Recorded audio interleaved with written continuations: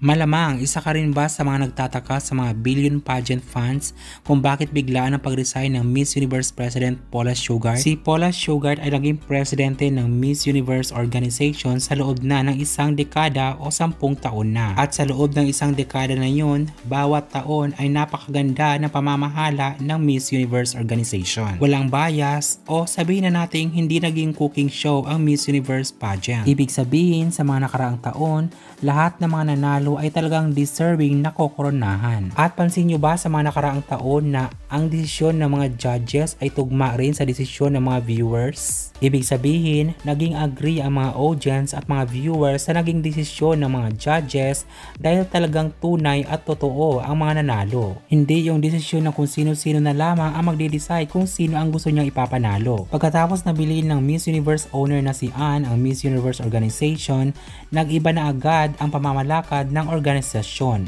Dahil kahit ilang taon ka ay pwede ka nang sumali. Ibig sabihin ba ay lola ay pwede na rin? Ang mga mothers o may mga anak ay pwede na rin sumali. Pati na rin ang mga transgender or hindi biological na pinanganak na babae. Which is meron naman talaga mga pageant para sa mga mothers like Mrs. Universe or para sa mga transgender na Miss Universe Queen. Hindi naman sa racist pero aminin natin na pumangit na talaga ang pamamalakad ng organization.